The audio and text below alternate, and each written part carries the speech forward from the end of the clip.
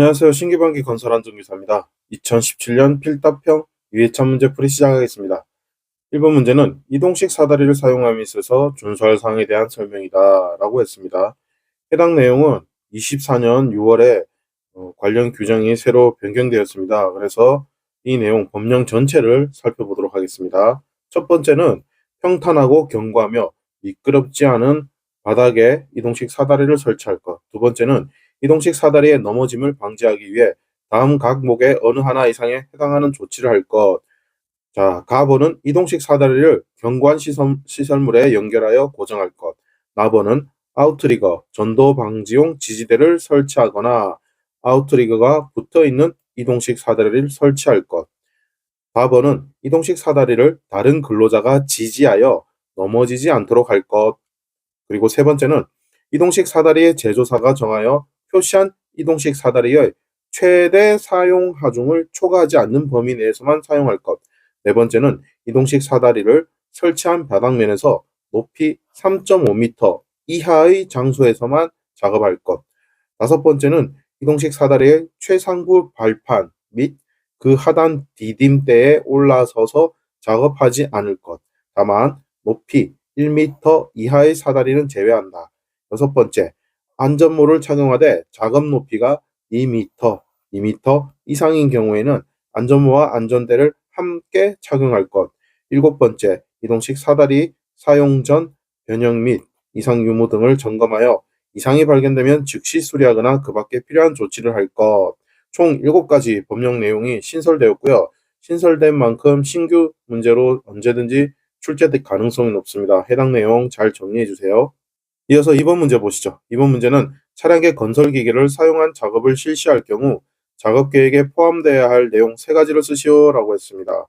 자, 작업계획에 포함될 내용 어떤 게 있냐면 첫 번째는 사용하는 차량계 건설기계의 종류와 그 성능을 기록하셔야 됩니다.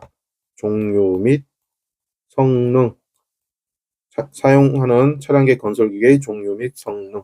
두 번째는 차량계 건설기계의 운행 경로도 역시 기록하셔야 되고요. 차량계 건설기계의 운행 경로. 세 번째는 차량계 건설기계에 의한 작업 방법이 되겠습니다. 작업 방법. 자, 차량계 건설기계를 사용한 작업을 실시할 경우 작업 계획에 포함되어야 할 내용은 해당 차량의 종류 및 성능과 차량 건설기기를 이용했을 때 운행 경로, 그러한 작업 방법 이렇게 3가지 정리해 주시면 되겠습니다. 이어서 살펴볼 문제는 3번 문제입니다. 집안 굴착 시 굴착면의 기울기에 관해 다음 빈칸을 채우시오 라고 했습니다. 자, 해당 내용도 23년도에 개정되었기 때문에 언제든지 출제 가능성이 높죠. 자, 집안의 종류, 모래일 경우에는 기울기는 1대 1.8, 1.8이 되고요.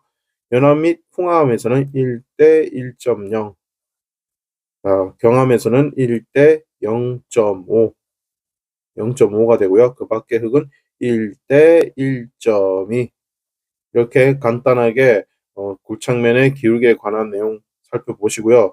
해당 내용은 산업안전보건기준에 관한 규칙 별표 11에 잘 나타나 있다는 거, 이 점도 같이 확인하시면 좋겠습니다. 계속해서 4번 문제 보시죠. 차량계 건설기계를 사용하여 작업하는 경우 차량의 넘어짐, 굴러떨어짐, 즉 전도방지 조치상 3가지를 쓰시오 라고 했습니다. 자, 차량계 건설기계를 사용하는 경우입니다. 암기법은 유지갓도로 암기를 해주시고요. 첫 번째 유는 유도자를 배치합니다. 유도자 배치. 두 번째 내용은 집안의 부동치마에 대한 방지를 해주셔야 되고요. 세 번째는 갓길의 붕괴 방지입니다. 갓길의 붕괴 방지. 네 번째는 도로의 폭을 유지한다. 도로폭 유지. 자, 차량의 건설기계의 전도방지 조치사항. 첫 번째가 유도자 배치, 두 번째가 집안의 부동치마 방지, 세 번째가 갓길의 붕괴 방지, 네 번째가 도로의 폭 유지가 되고요. 이와 비슷한 문제. 아래 하단에 보시면 차량의 하역 운반기계의 전도 방지 조치 사항은 우리 건설기계의 답안 1번부터 3번까지는 동일하고요. 4번만 답안이 제외됩니다. 해당 내용은 오른편에 171조 내용 있으시죠? 그거 천천히 읽어보시면 되고, 그래서 우리는 최소한 3가지 1번부터 3번 유도자 배치, 집안의 부동침화 방지, 갓길의 붕괴 방지만큼은 확실히 암기를 해주시면은 두 가지 문제 모두를 공략할 수 있다. 이것을 암기 팁으로 기억하시면 좋겠습니다. 5번 문제, 양중계의 와이어 로프 등 달기구의 안전개수를 쓰시오라고 했습니다. 자, 첫 번째 조건 내용은 근로자가 탑승하는 운반구를 지지하는 달기 와이어 로프 또는 달기 체인의 경우에는 그 안전개수가 10 이상입니다. 10 이상. 그리고 두 번째, 화물의 하중을 직접 지지하는 달기 와이어 로프 또는 달기 체인의 경우에는 5 이상 되겠습니다. 5 이상. 세 번째는 훅, 샤클, 클램프, 리프팅, 빔의 경우에는 3 이상이고요. 나머지 그 밖의 경우에는 안전개수가 4 이상입니다. 4 이상. 그렇게 해서 총 4가지 종류에 따른 안전개수도 깔끔하게 정리했습니다. 이어지는 6번 문제는 계산 문제네요. 다음과 같은 종합재해지수 FSI를 계산하시오라고 했습니다. 자, 보기 조건을 보시면 연평균 근로자 수는 200명이고요. 일일 8시간에 연간 300일 근무를 했습니다. 그리고 연간 9건의 재해가 발생됐고 휴업일 수는 125일이고 출근율이 90%라는 특이점이 있네요. 시간의 작업 시간도 2만 시간이고 지각 조퇴 시간은 2000시간이 있습니다.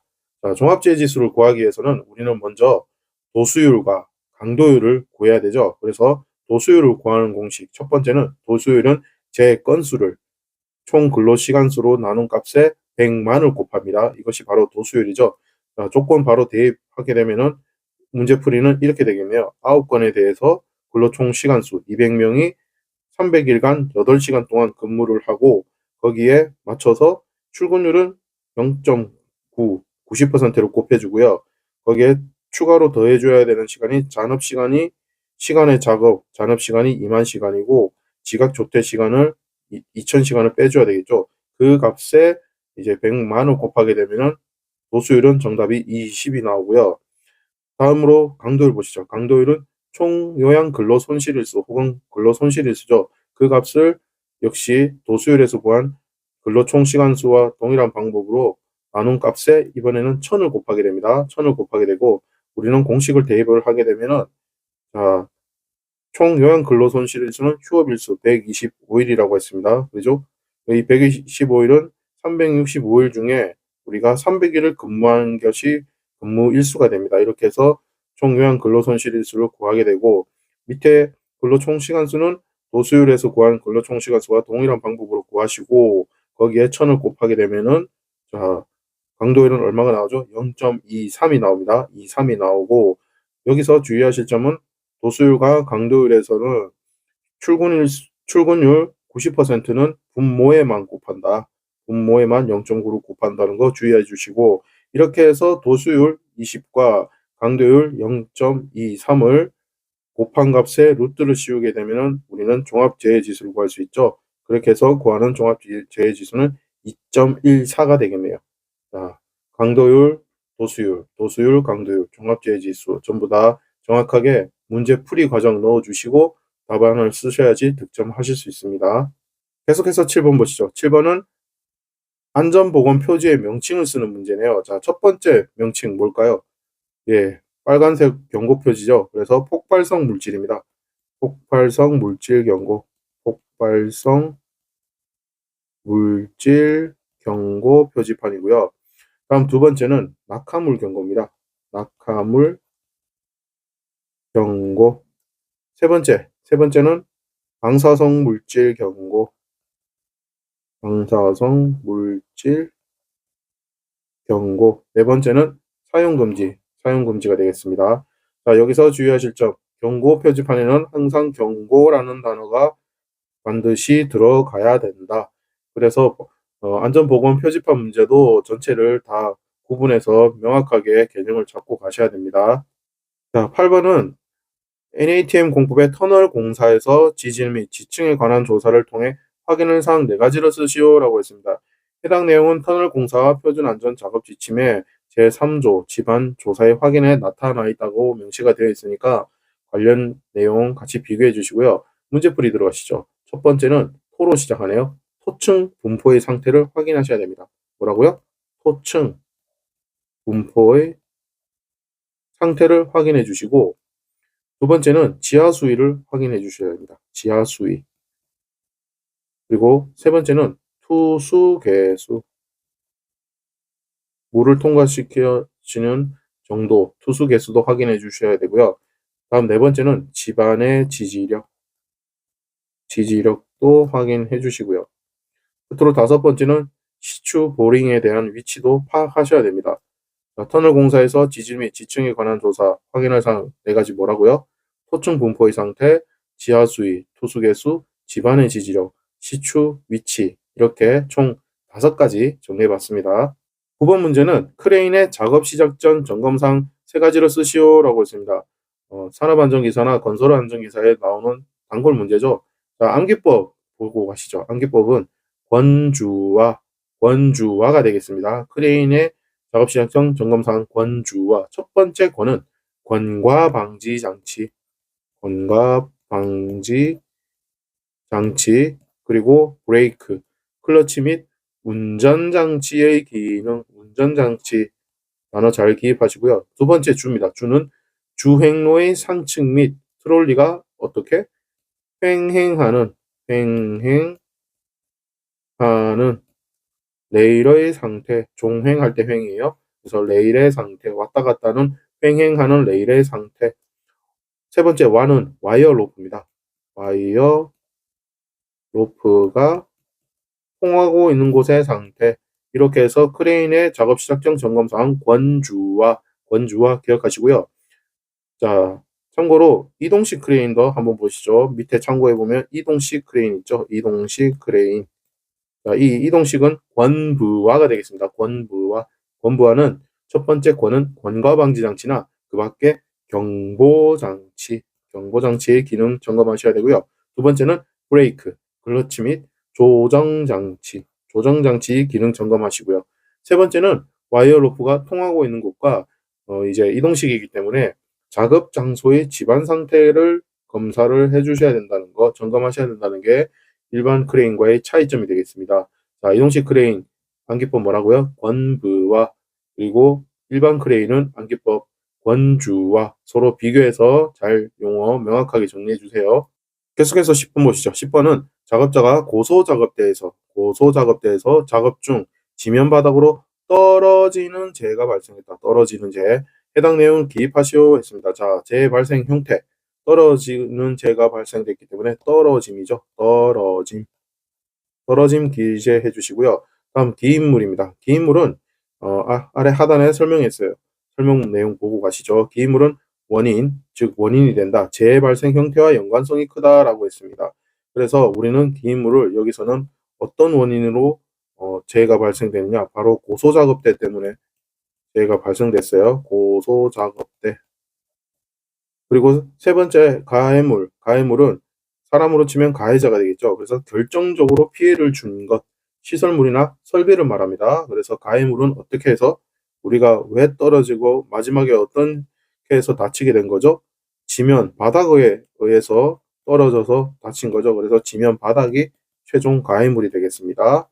자, 한 가지 다른 문제도 한번 풀어보죠. 바닥에 있는 기름에 미끄러져 선반에 걸려 넘어진 경우 재해 발생 형태는 그렇죠. 넘어짐이 되겠죠. 넘어짐. 그리고 기인물은 어떤 원인? 그렇죠. 기름 때문에 미끄러졌고요. 그래서 미끄러져서 어떻게 됐다고요? 최종적으로 다치게 된 거는 어떻게? 선반에 걸려 넘어졌습니다. 그래서 선반이 가해물이 되겠습니다. 이렇게 재해 발생 형태와 기인물, 가해물 개념 정리하시겠습니다. 이어서 11번 문제 보시죠. 11번 문제는 양중기에 해당하는 크레인, 리프트, 곤돌라, 승강기에 설치해야 하는 방호장치 3가지를 쓰시오라고 했습니다. 방호장치 3가지.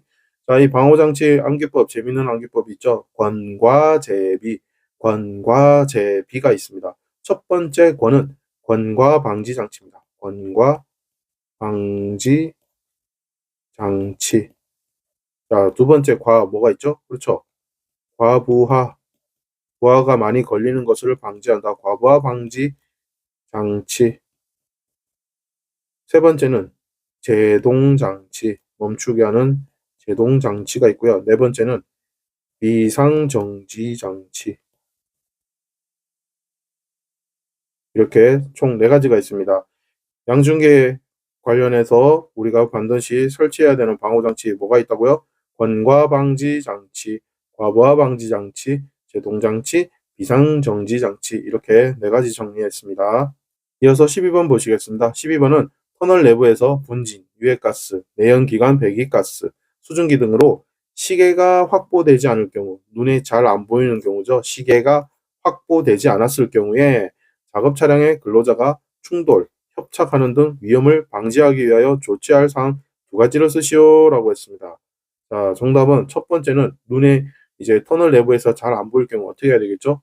잘 보이게끔 시계를 확보해야 되겠죠. 그렇게 하기 위해서는 외부로부터 환기를 시켜야 됩니다. 그래서 환기가 첫 번째 정답이 되겠고요. 그리고 분진이 발생됐기 때문에 이런 분진이나 유해가스가 빨리 차분히 가라앉게끔, 그래서 살수, 물을 뿌려주는 행위랍니다. 물을 뿌린다. 이것이 가장 대표적인 2가지 방법이 되겠습니다. 자, 해당 내용은 산업안전보건에 관한 규칙 제353조 시계의 유지했습니다. 법령 내용 그대로 다시 한번 읽어보겠습니다. 터널 건설 작업 시 터널 내부의 시계가 배기가스나 분진 등에 의하여 현저하게 제한되는 경우에는 환기를 하거나 물을 뿌리는 등 시계를 유지하기 위하여 필요한 조치를 하여야 한다. 제353조 시계 유지 내용 천천히 다시 한번 확인해 주세요. 13번 문제 보시죠. 흙 집안의 동상 현상의 발생 원인 2가지를 쓰시오라고 했습니다. 자, 첫 번째는 흙의 투수성입니다. 투수성. 물을 통과시키는 투수성 때문이고, 두 번째, 흙의 집안 동상 원인, 지하 수위 때문이죠. 지하 수위. 세 번째는 동결 온도의 유지 기간이 영향을 미칩니다. 유지 기간. 그리고 네 번째는 모관 상승고의 크기입니다. 상승고의 크기. 자, 흙 집안의 동상 현상 발생 원인 뭐라고요? 흙의 투수성이 첫 번째 원인이 되고, 두 번째는 지하 수위, 세 번째는 동결 온도의 유지 기간, 네 번째는 모관 상승고의 크기. 이렇게 총 4가지가 되겠습니다. 자, 14번 문제는 법령 개정으로 삭제되었네요. 이렇게 해서 신규반기 건설안전기사와 함께 2017년 필답형 위해차 문제풀이를 모두 마치겠습니다. 수고하셨습니다.